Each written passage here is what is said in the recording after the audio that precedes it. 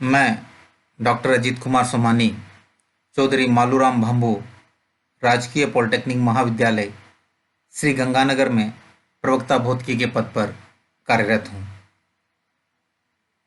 ई lecture series के अंतर्गत easy physics ई lecture series मैंने स्टार्ट की है, जिसमें हर बार आपके सामने एक नए टॉपिक के साथ उपस्थित होऊंगा। इस ई व्याख्यान का टॉपिक है विमा आधारित वस्तुनिष्ठ प्रश्न, objective questions based on dimensions. अभी हाल ही में हमारे पाठ्यक्रम में परीक्षा में वस्तुनिष्ठ प्रश्न, बहुविकल्पीय प्रश्न जिसके 4 ऑप्शंस होंगे और उनमें से एक सबसे सही ऑप्शन का या विकल्प का अपने को चयन करना है, उस पर आधारित प्रश्न पूछे जाएंगे। इससे पहले 2016 में एक बार भी इनका समावेश हुआ था। तो उन पे आधारित क्वेश्चंस की प्रैक्टिस के लिए इस ई व्याख्यान को तैयार किया गया है। इसका हमारा उद्देश्य या ऑब्जेक्टिव जो रहेंगे वो कुछ इस तरह से हैं। विमा व विमीय समांगता के सिद्धांत की संप्रत्यय पर आधारित वस्तुनिष्ठ प्रश्नों के हल को समझना।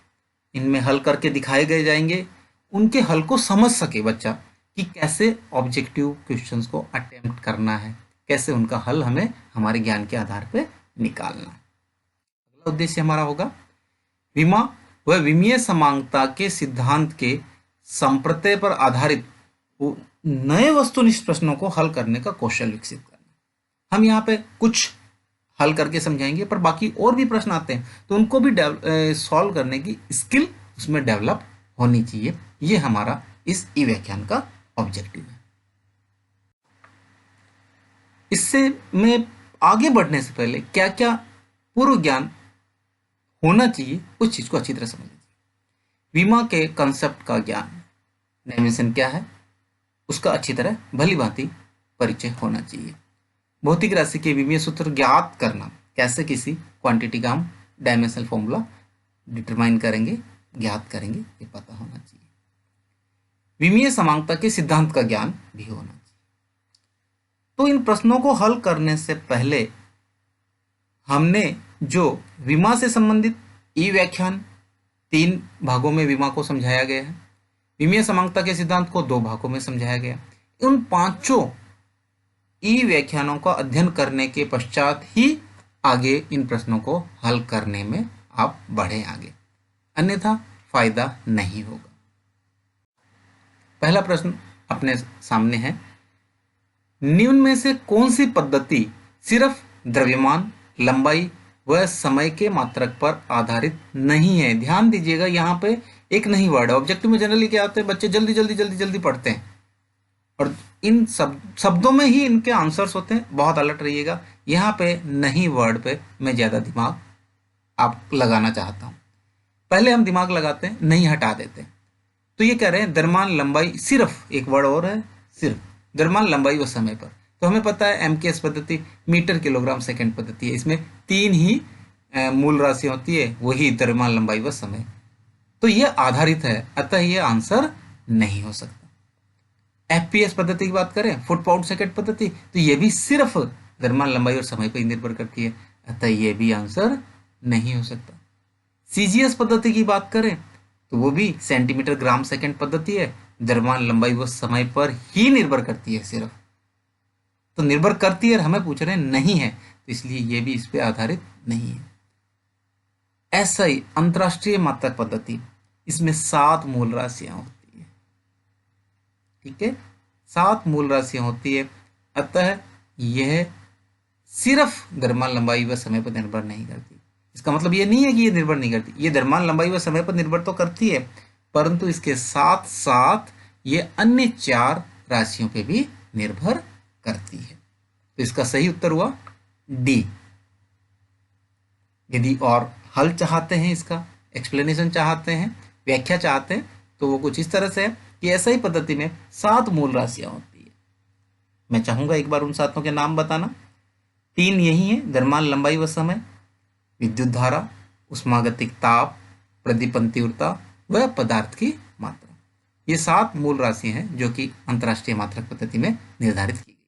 इसलिए इस नहीं की वजह से इसका उत्तर क्या हो गया, डी हो गया। इसी क्वेश्चन को थोड़ा टिल्ट करके वो कह देते हैं आधारित है, तो और कोई ऐसा ऑप्शन होता कि ए, बी व सी उपरोक्त सभी, तो वो आंसर सबसे ज्यादा सही होता। इसलिए हरदम मैं स्टूडेंट्स को कहता हूं कि जब भी ऑब्जेक्टिव क्वेश्चन सॉल्व कर रहे हो पूरा क्वेश्चन ध्यानपूर्वक पढ़े, जो अलग से वर्ड लगते हैं उनको अंडरलाइन कर लीजिए, जैसे यहाँ नहीं हो गया, सिर्फ वर्ड हो गया, और चारों ऑप्शन जरूर पढ़े। ऐसे नहीं पहला देखा ए और सपोज कीजिए क्वेश्चन नहीं वाला होता, देखा ए को टिक कर दिया क्या एकदम सही है, ऐसा नहीं। ऐसा हो सकता है, हमें सबसे सही आंसर चयन करना है। ए भी सही है, बी भी सही है, सी भी सही है, यदि नहीं वर्ड इसमें से हटा दें तो। परंतु अपने को पूरे ऑप्शंस पढ़ने हैं और पूरा क्वेश्चन पढ़ के ही जजमेंट लेना है, जल्दबाजी कतई नहीं करनी है। अब बढ़ते हैं हम अगले प्रश्न की ओर। Question number 2, m1 l1 t-2 विमीय सूत्र है। अर्थात ये पूछना चाहते हैं नीचे 4 राशियां दी गई हैं, इनमें से किन 4 राशियों में से किसी एक का विमीय सूत्र m1 l1 t-2 होगा।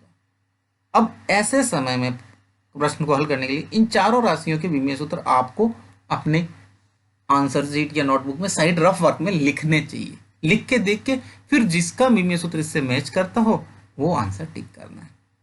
मैं आपको याद दिलाता हूं, ऊर्जा का विमीय सूत्र m1 l2 था वहां पे, इसलिए ये आंसर सही नहीं है। दाब वाले में बल बटा क्षेत्रफल था, यहां -1 था, इसलिए ये भी आंसर सही नहीं है। कार्य और ऊर्जा का तो एक ही विमीय सूत्र होता है, कार्य और ऊर्जा का, तो ये भी आंसर नहीं हुआ। फिर बचा कौन सा, बल। वैसे भी मैंने अपने ई व्याख्यान में बार बार कहा था कि बल का विमीय सूत्र याद ही रखिए m1 l1 t-2, तो इसका सही उत्तर हुआ डी, बल।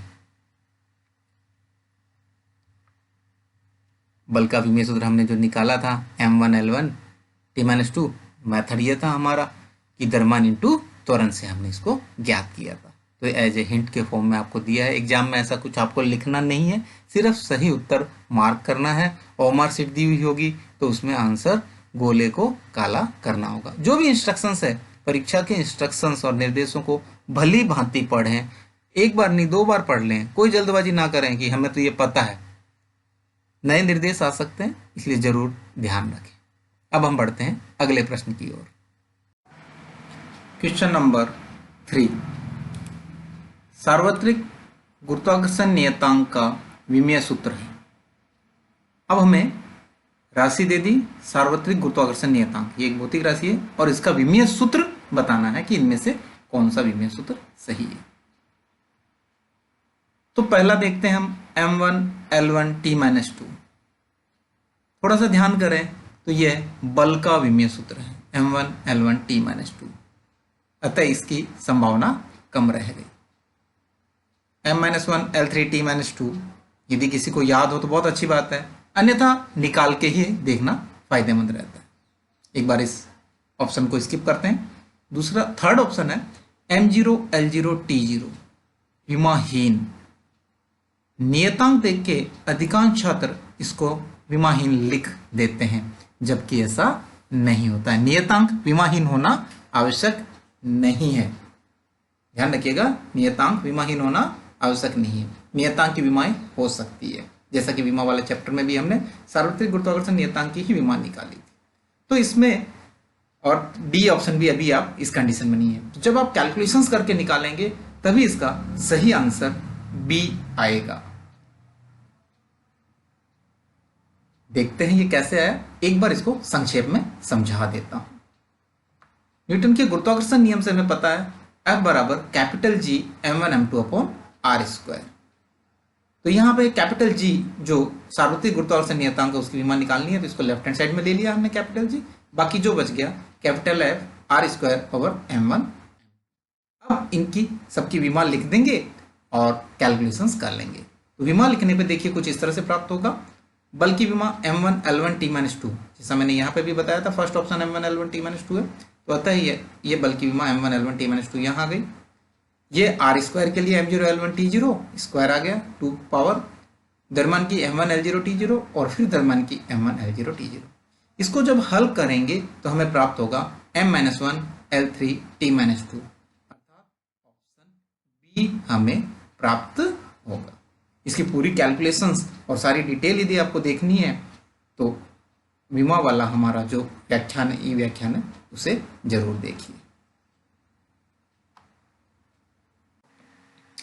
क्वेश्चन नंबर 4 दाब का विमीय सूत्र है।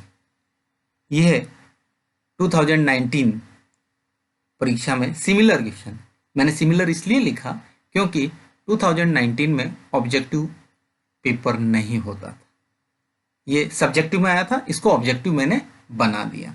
तो हमसे पूछा गया इसमें एक भौतिक राशि दे दी दाब, दाब का विमीय सूत्र, वही आपने विमा वाले चैप्टर में इसको स्टडी किया हुआ है। तो जैसे मैंने बताया था आगे बढ़ने से पहले पुरानी सारी विमाएं हमें याद होनी चाहिए। तो इसमें अलग अलग अलग एक ऑप्शन वही विमाहीन वाला है। तो सबसे पहले जो नहीं हो सकता वो दिमाग से निकालना है कि m0 L0 T0 तो कम से कम नहीं होगा। नहीं तो होगा क्या, तो दाब का बल बटा क्षेत्रफल होता है। और हल करेंगे, इन सब में से सॉल्व करेंगे तो हमें ये ए ऑप्शन प्राप्त होगा। तो इसका सही उत्तर है ए। कैसे हुआ इसको जरा एक बार आपको दिखा देते हैं। दाब बराबर बल बटा क्षेत्रफल F बाई ए। F का विमीय सूत्र हमें याद होना चाहिए m1 L1 T-2 और A एरिया क्षेत्रफल L2 आएगा तो m0 L2 T0। इसको जब हल करेंगे घातांकों के नियम से तो हमें फाइनल आंसर मिलेगा 1 0 का 1 मिलेगा, 1 और 2 ऊपर जाके -2 होगा तो -1 हो जाएगा और -2 का -2 मिल जाएगा। इस तरह से m1 L-1 T-2, इसी वजह से आंसर ए सही हुआ।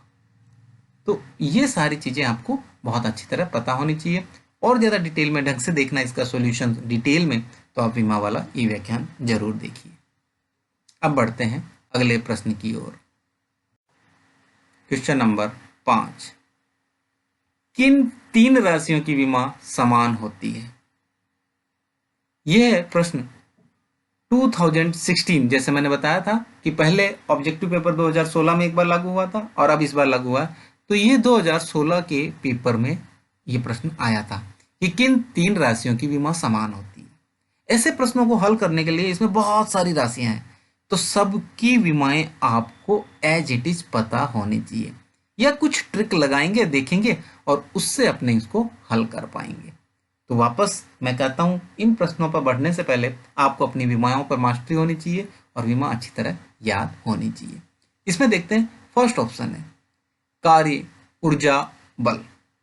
कार्य और ऊर्जा की विमा समान होती है, ये हम पढ़ चुके हैं, परंतु बल और कार्य की विमा तो समान नहीं थी, क्योंकि कार्य बराबर था बल इंटू दूरी, मतलब इसमें एक लंबाई से और गुणा करेंगे तो ये विमा तो समान नहीं आ सकती। इसलिए ऑप्शन ए हमारे रडार से हम हटा देंगे कि ठीक है ये तो आंसर नहीं हो सकता। अब बात करें स्थितिज ऊर्जा गतिज ऊर्जा, दोनों ऊर्जा है ऊर्जाएं हैं तो दोनों ऊर्जा के विमा तो समान होगी, ये तो क्लियर हो गया। अब वर्ड आ गया एक नया संवेग। संवेग जैसा हमने पढ़ा था मास इंटू वेलोसिटी, F बराबर m इंटू वी P बराबर m इंटू वी था, तो वो मास इंटू वेलोसिटी था, और ऊर्जा तो बल इंटू दूरी, काफी डिफरेंस है, इसलिए इनकी भी विमा समान नहीं हो सकती। अब बात करें वेग, संवेग और आवेग। संवेग और वेग, अभी जैसे संवेग का फॉर्मूला बताया था, संवेग बराबर द्रव्यमान इंटू वेग, मतलब एक द्रव्यमान से एक्स्ट्रा मल्टीप्लाई करेंगे तब संवेग आएगा, तो इन दोनों की विमा समान नहीं है। सबसे पहले तो यही हो गया, इन दोनों की विमा समान नहीं है। पर फिर भी हमने जैसे आवेग की विमा भी निकाली थी, तो आवेग की विमा संवेग के परिवर्तन की विमा के तुल्य थी, तो संवेग में परिवर्तन भी संवेग की विमा के तुल्य होगी। अतः संवेग व आवेग की विमा तो समान होगी, परंतु संवेग और वेग की विमा समान नहीं होगी, इसलिए ऑप्शन सी भी कैंसिल होगी। इसका अर्थ यह नहीं कि डी 100% करेक्ट होगा, आपको चेक फिर भी करना चाहिए। दाब, प्रतिबल और प्रत्यास्थता गुणांक। दाब व प्रत्यास्थता गुणांक से आप परिचित हैं, इनकी विमा हमने समान बताई थी। प्रतिबल चैप्टर 2 में आने वाली एक क्वांटिटी है और इसकी विमा भी इसके समान ही होती है। अतः इसका सही आंसर हुआ डी। अब बढ़ते हैं हम अगले प्रश्न की ओर। अगला प्रश्न है क्वेश्चन नंबर 6।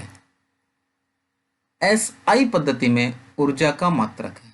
हमें यह बताना है अंतरराष्ट्रीय मात्रक पद्धति में एनर्जी की यूनिट क्या है। वन बाय वन देखते हैं। अर्ग, कैलोरी, जूल, इलेक्ट्रॉन वोल्ट। अर्ग थोड़ा सा यदि दिमाग पे जोर डालें तो अर्ग सीजीएस पद्धति में ऊर्जा का मात्रक था, यह तो संभव नहीं है। इसी तरह से देखें कैलोरी, कैलोरी भी सीजीएस पद्धति में ऊर्जा का मात्रक था। ऊर्जा के दो मात्रक बताए थे सीजीएस पद्धति के, अर्ग और कैलोरी, तो ये दोनों ही सीजीएस पद्धति के मात्रक हुए। जूल एकदम सही पहचान रहे हो, जूल एसआई पद्धति में ऊर्जा का मात्रक होता है। इलेक्ट्रॉन वोल्ट, इलेक्ट्रॉन वोल्ट भी ऊर्जा का मात्रक है, पर कोई पद्धति में डिसाइडेड नहीं है कि एसआई पद्धति में है कि सीजीएस में है, एफईएस में। इन मात्रकों को अपनी ब्रांच के हिसाब से प्रचलित मात्रकों में लेते हैं। तो इलेक्ट्रॉन वोल्ट भी ऊर्जा का मात्रक है, सही है, पर ये एसआई पद्धति में नहीं है। अतः इस प्रश्न का सही आंसर हुआ जूल, सी, ऑप्शन सी इसका सही आंसर हुआ। अब बढ़ते हैं अगले प्रश्न की ओर। Question number 7। प्रश्न है न्यूटन प्रति मीटर स्क्वायर, ये एक मात्रक दिया हुआ है, किस राशि का मात्रक है? ये हमें यह बताना है न्यूटन प्रति मीटर स्क्वायर किस राशि का मात्रक है। तो वो भौतिक राशि पहचाननी है। 4 भौतिक राशियां दी हुई है, ऊर्जा, दाब, कार्य और बल। अब इनको चेक करना है तो सबसे पहले हम यही करते हैं विलोपन, इलिमिनेशन मेथड या विलोपन मेथड, कि कैसे इनको हम ऑप्शंस को गायब करेंगे। ये तो नहीं हो सकता, ये इसलिए नहीं हो सकता, इस तरह का हम काम करेंगे। तो बात करते हैं ऊर्जा। ऊर्जा और कार्य दो आगे हैं। वैसे दो एक तरह के ऑप्शंस नहीं हो सकते। सबसे पहली बात तो या तो ऊर्जा सही होता तो कार्य भी सही होगा, पर फिर भी आपको पता होना चाहिए ऊर्जा क्यों नहीं है। तो कार्य का हमें सूत्र पता है, बल इंटू दूरी। बल का मात्रक न्यूटन और दूरी का मात्रक मीटर, तो न्यूटन इंटू मीटर कार्य का मात्रक होगा। तो न्यूटन प्रति मीटर स्क्वायर तो नहीं हो सकता, इसलिए ऊर्जा ऑप्शन ए और ऑप्शन सी तो नहीं हो सकता। बचा डी ऑप्शन। डी देखें, बल, बल का मात्रक सिर्फ न्यूटन होता है और कुछ नहीं होता। यह न्यूटन प्रति मीटर स्क्वायर है, इसलिए बल भी आंसर नहीं हो सकता। अब सारा कंसंट्रेशन हमारा रह गया ऑप्शन बी अर्थात दाब पे। फिर भी एक बार चेक कर लेना चाहिए, दाब बल बटा क्षेत्रफल होता है। बल का न्यूटन हो गया और क्षेत्रफल का मीटर स्क्वायर, अतः 100% अब हमारा सही आंसर क्या होगा? बी होगा। इस तरह से आप लोगों को ऑब्जेक्टिव क्वेश्चंस का आंसर्स एक्सट्रैक्ट करने हैं। मैं से यही कहता हूँ, एक्सट्रैक्ट करने हैं। कोशिश कीजिए, इलिमिनेशन मेथड यूज कीजिए, अपना नॉलेज है उससे डायरेक्ट इंपैक्ट कीजिए। चेक सारे ऑप्शंस को करना है, भागना नहीं है किसी भी तरह से। अगला प्रश्न है हमारा क्वेश्चन नंबर 8। निम्नलिखित में से कौन सी विमाहीन भौतिक राशि नहीं है? देखिए यहां पे वापस एक नहीं वर्ड आ गया। हम सबसे पहले देखेंगे कौन कौन सी विमाहीन है। विमाहीन पहचानने का हम प्रयास करेंगे। कोण हमने पहले किया था डिस्कस, चाप बटा त्रिज्या थी, कोण विमाहीन राशि है। साइन थीटा ये त्रिकोणमितीय फलन, ट्रिग्नोमेट्रिक फंक्शंस है। इसकी डेफिनेशंस भी जो है उसमें भुजा डिवाइडेड बाई भुजा ही आएगी, इसलिए ये भी दो लंबाइयों का अनुपात होने की वजह से विमाहीन है। पाई, पाई भी एक नंबर है 22/7, ये भी विमाहीन है। ए कोण, ए ऑप्शन विमाहीन, ये ए बी सी तीनों ऑप्शन विमाहीन के हैं। इन्होंने पूछा विमाहीन नहीं है, बट नेचुरल आंसर डी आएगा। फिर भी चेक कर लेना चाहिए। सार्वत्रिक गुरुत्वाकर्षण नियतांक, क्योंकि इसमें भी वही स्टूडेंट्स को कंफ्यूजन हो सकता है, नियतांक मतलब विमाहीन, फिर ये कहेंगे सर क्वेश्चन रॉन्ग था। ऐसा नहीं है। सार्वत्रिक गुरुत्वाकर्षण नियतांक की विमा होती है m-1 L3 T-2, अतः ये विमाहीन राशि नहीं है। तो इसका सही आंसर हमारा होगा डी। अब बात करते हैं अगले प्रश्न, क्वेश्चन नंबर 9। निम्नलिखित में से कौन सा कथन असत्य है? ध्यान दीजिए, वापस हर क्वेश्चन में अपने को ऐसे वर्ड छांटने। असत्य और रॉन्ग स्टेटमेंट हमें सेलेक्ट करना है। इसका मतलब इन 4 ऑप्शंस में से 3 स्टेटमेंट ऐसे होंगे जो कि सही हैं या ट्रू हैं या सत्य हैं। एक स्टेटमेंट ऐसा होगा जो कि फॉल्स होगा, हमें उसको डिटेक्ट करना है। पढ़ते हैं एक स्टेटमेंट। कोई डाउट हो उस क्वेश्चन को, ऑप्शन को आगे छोड़ के एक बार उसको डाउटफुल रख के आगे बढ़ जाइए, अपने आप आंसर्स आएंगे। पहला स्टेटमेंट देखते हैं, सभी मात्रकहीन राशियां विमाहीन होती हैं। अब विमा वाले चैप्टर में हमने इस चीज को डिस्कस किया था बहुत डिटेल में, तो याद है या नहीं है फिर भी बता दूं। सभी विमाहीन सॉरी ऑप्शन है, सभी मात्रकहीन राशियां विमाहीन होती हैं। मात्रहीन में हमने जैसे अपर्तनांक, विकृति के बारे में डिस्कस किया था, वो विमाहीन भी थी, तो ये स्टेटमेंट सही था। दूसरा स्टेटमेंट, सभी विमाहीन राशियां मात्रकहीन होती हैं, ये हमने परंतु लगा के बताया था, तो कहीं ना कहीं इसमें डाउट है। थोड़ा देखते हैं, विमाहीन राशियां मात्रकहीन, विमाहीन राशियों में से एक एग्जांपल लेता हूं मैं। कौन विमाहीन राशि है और उसका मात्रक रेडियन होता है, अर्थात ये स्टेटमेंट रॉन्ग है। हमें असत्य ही फाइंड आउट करना था, रॉन्ग है, इसलिए ऑप्शन बी हमारे सही आंसर में आ चुका है, परंतु सी और डी को भी पढ़ना है, छोड़ना नहीं है। कोण मूल राशि नहीं है, कंफ्यूजन हो गया होगा आपको। ध्यान रखिए, कोण संपूरक राशि है, सप्लीमेंट्री क्वांटिटी है, फंडामेंटल क्वांटिटी नहीं है। नहीं है इसका मतलब बात सही है, और बात सही है तो हमें सही बात नहीं ढूंढनी, असत्य ढूंढनी है, इसलिए सी भी आंसर नहीं हो सकता। बात सही है परंतु सी आंसर नहीं। डी, पदार्थ की मात्रा एक मूल राशि है, बात सही है। अमाउंट ऑफ सब्सटेंस एक फंडामेंटल क्वांटिटी है और जिसकी यूनिट मोल होती है। तो डी भी सही, सी भी सही, ए भी सही, बी रॉन्ग हुआ, हमें वही फाइंड आउट करना था। तो सही आंसर हुआ इसका बी। अब बात करते हैं अगले प्रश्न की। दो राशियां ए तथा बी की विमाएं भिन्न है। ध्यान दीजिए, विमाएं भिन्न है, दैट मीन्स दो डिफरेंट क्वांटिटी है जिनके हमें डायमेंशंस डिफरेंट दे रखी। निम्न में से किस गणितीय संक्रिया की भौतिक सार्थकता है? थोड़ा भारी पड़ गया होगा हिंदी में, समझिए।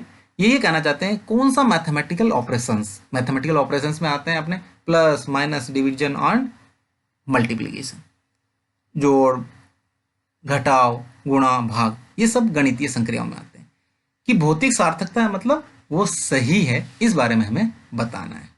तो देखते हैं एक बार क्या ऑप्शन दिए हुए हैं। क्या इन दो भिन्न विमा वाली राशियों को डिवाइड किया जा सकता है? क्या दो भिन्न विमा वाली राशियों को जोड़ा जा सकता है? क्या भिन्न विमा वाली राशियों को घटाया जा सकता है? या एक राशि का 5 गुणा दूसरी राशि में जोड़ा जा सकता है? तो इनमें से ये 4 ऑपरेशन हमें दिए हुए, इनमें से कौन सा mathematical operations physics wise correct है वो हमें बताना है। इसके लिए हमें विमीय समांगता के सिद्धांत को याद करना होगा। विमीय समांगता का सिद्धांत कहता है कि समान विमा वाली राशियों को जोड़ा या घटाया जा सकता है। तो देखते हैं, पहले बी ऑप्शन पे कंसंट्रेट करता हूं मैं। ए प्लस बी, यदि ये समान विमा की है तभी जोड़ सकते हैं, परंतु दिया हुआ है क्वेश्चन में कि इनकी विमाएं भिन्न है, अतः इनको हम नहीं जोड़ सकते। इसी तरह से ऑप्शन सी पे आते हैं, ए माइनस बी, ये घटाया हुआ है परंतु ये भी समान विमा होती है तभी इनको घटा सकते हैं, ये भिन्न विमाएं दी हुई है तो इसको भी घटा नहीं सकते, तो इसकी बी ऑप्शन की भी सार्थकता नहीं, सी ऑप्शन की भी सार्थकता नहीं है, अर्थात सही नहीं है। D option A plus 5 into B, confuse हो सकते हो पर ध्यान दीजिए 5 खुद विमाहीन राशि है, तो इसको यदि बी से गुणा किया तो इसकी विमा भी वही रहेगी जो बी की है। तो फिर ए और बी, जैसा कि बी में बताया था ऑप्शन बी में कि इनको हम ऐड नहीं कर सकते, ये भिन्न भिन्न विमा वाली होगी, इसलिए इनको जोड़ नहीं सकते। तो बी संभव नहीं, सी संभव नहीं, डी संभव नहीं, बचा ए बाई बी। वापस याद करते हैं, ये स्पेशली बताया था आपको उस व्याख्यान में कि भिन्न विमा वाली राशियों को जोड़ा या घटाया नहीं जा सकता परंतु उनका गुणा या भाग किया जा सकता है, जैसे कि हम करते हैं।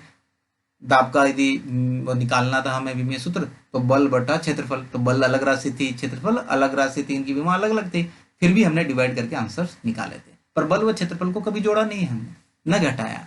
तो इस तरह से ये mathematical operation A by B physics wise correct है, भौतिक सार्थकता इस ऑपरेशन की है। अतः सही उत्तर ए हुआ। याद कर लेते हैं, विभिन्न विमाओं की राशियों को केवल भाग अथवा गुणा किया जा सकता है, किंतु उन्हें जोड़ा अथवा घटाया नहीं जा सकता। सेम बात आपको ई व्याख्यान में हमने बताई थी। अब आते हैं हम क्वेश्चन नंबर 11। यह प्रश्न राजस्थान डिप्लोमा 2016 ओरिजिनल जब ऑब्जेक्टिव क्वेश्चंस हुए थे उसमें आया हुआ है।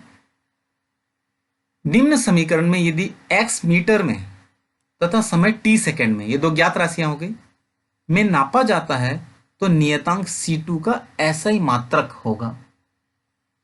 हमें C2 का SI मात्रक निकालना है। मोटे रूप में बात करें, हमें C2 का SI मात्रक निकालना है। इस समीकरण में जब दिया हुआ हो x बराबर C1 plus C2t plus C3t square, ये पूरा प्रश्न हमें विमीय समांगता के सिद्धांत पर आधारित लग रहा है, उससे हल होगा। इसमें x और t हमें दे रखे हैं मीटर और सेकंड, और C2 का विमीय सूत्र निकालना है। आप विमीय समांगता का सिद्धांत का ज्ञान लगाइए और इसका आंसर मुझे बताइए। यदि हल करेंगे इसे तो इसका सही उत्तर आएगा आपका ए। कैसे आया इसको मैं जरा आपको दिखाता हूं। C2t और x इस समीकरण में 4 पद हैं, 1 2 3 4। इसमें से प्रथम व तृतीय पद को देखिए आप, क्योंकि हमें C2 निकालना है इसलिए हम उसी पर कंसंट्रेट कर रहे हैं। तो C2t की विमा वही होगी जो x की विमा होगी, या इसे दूसरे तरीके से कहूं, C2t का मात्रक वही होगा जो x का मात्रक होगा। तो C2t और x के मात्रक क्या होंगे? समान होंगे। अब हमें निकालना किसका मात्रक है? C2 का। तो x का मात्रक डिवाइडेड बाई t का मात्रक, अतः C2 का मात्रक बराबर x का मात्रक डिवाइडेड बाई t का मात्रक। x मीटर बताया हुआ है, t का मात्रक सेकंड दिया हुआ है, तो बहुत सामान्य से आंसर हो गया इसका मीटर प्रति सेकंड, इसलिए ए ऑप्शन करेक्ट। अब बात करते हैं हमारे अंतिम प्रश्न के, क्वेश्चन नंबर 12। कोई बल F बराबर AT प्लस BT स्क्वायर से प्रदर्शित किया जाता है, जहां T समय है, A तथा B के विमीय सूत्र हैं। मोटे रूप में देखें तो हमें A व B दो नियतांक दिए हुए हैं समीकरण में, उनके विमीय सूत्र निकालने हैं। यह प्रश्न भी विमीय समांगता के सिद्धांत पर ही आधारित है। इसमें कुछ ज्ञात राशियां हैं F और T। F बल हो गया और T समय हो गया। A व B दो नियतांक हैं, इनके विमीय सूत्र निकालने। तो हम विमीय समांगता के सिद्धांत का ही प्रयोग करेंगे। F एक पद, AT दूसरा पद और BT स्क्वायर तीसरा पद हुआ। इन तीनों पदों की विमाएं क्या होनी चाहिए? समान होनी चाहिए। इसी सिद्धांत का प्रयोग करके आप निकालिए और आंसर फिर चेक कीजिए कि क्या जो मैं बताता हूं वही आंसर आता है क्या। इसका सही आंसर है बी। कैसे आया इसके स्टेप्स हल करके आपको दिखाता। पहला देखिए, जैसा भी मैंने बताया था, F व AT के विमीय सूत्र समान होंगे, अर्थात जब हमें A का विमीय सूत्र निकालना है तो F के विमीय सूत्र में T के विमीय सूत्र से डिवाइड कर देंगे। ये देखिए नीचे हल वाले सेक्शन में F डिवाइडेड बाई T से हमारा पास A का विमीय सूत्र आ जाएगा। अब F का विमीय सूत्र m1 l1 t-2 और टाइम का m0 l0 t1। इसको जब हल करेंगे m1 l1 t-3 प्राप्त होगा। ये ऑप्शन सिर्फ बी ऑप्शन में ही है, नहीं एक ए में भी है, अर्थात अब संभावना हमारी ए और बी दो की रह गई। इन दोनों में से कोई हो सकता है, सी नहीं हो सकता और डी नहीं हो सकता। इसके लिए आगे हल करते हैं, बी का विमीय सूत्र निकालते हैं। इसके लिए हमें थर्ड टर्म BT स्क्वायर और फर्स्ट टर्म F का विमाएं समान करनी होगी। तो देखिए यहाँ से बी का विमीय सूत्र यदि निकालना है तो F divided by T square का विमीय सूत्र निकाल लेते हैं। F का विमीय सूत्र m1 l1 t-2 और टी स्क्वायर का सीधा मैंने T2 लिख दिया। ध्यान दीजिए T1 आता है T का, उसकी पावर 2 थी तो T2 लिख दिया, तो m0 l0 t2। इसको हल करते हैं तो m1 l1 t-4 प्राप्त होता है। ये ऑप्शन सिर्फ बी में है, इसलिए हमारा बी आंसर सही हुआ। ध्यान दे रहे हैं आप कि इस तरह से हमें ए और बी का विमेय सूत्र निकालना आना चाहिए और उसको सही उत्तर को पहचानना है। अधिक सहायता व अधिक जानकारी के लिए आप मेरे द्वारा लिखित पुस्तक पॉलिटेक्निक भौतिकी, जो पूर्णतया हिंदी माध्यम के छात्रों के लिए लिखी गई है, बड़ी आसान भाषा में लिखी गई है जिससे कि विद्यार्थी आसानी से समझ सकते हैं, इसको आप अध्ययन कर सकते हैं। यदि और कोई शंका हो ई व्याख्यान से संबंधित या पुस्तक पढ़ने के बाद भी, फिर भी आप मुझे ईमेल या व्हाट्सएप पर लिख सकते हैं ajit.somani@gmail.com। 9414332876 ये व्हाट्सएप नंबर है जिस पे कि आप व्हाट्सएप भी कर सकते हैं। यदि आपके कोई सुझाव हैं तो भी इस ईमेल और व्हाट्सएप पे आप भेज सकते हैं, सुझावों का स्वागत रहेगा।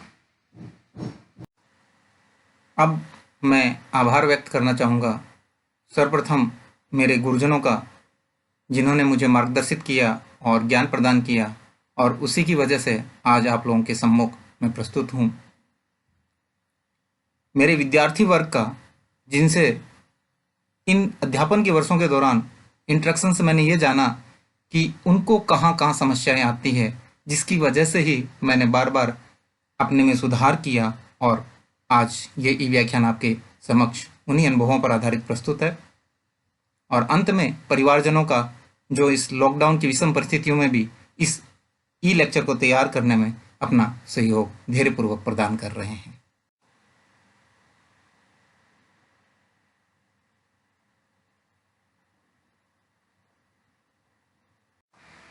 इस ई व्याख्यान को धैर्यपूर्वक देखने के लिए और समझने के लिए आपका बहुत बहुत धन्यवाद।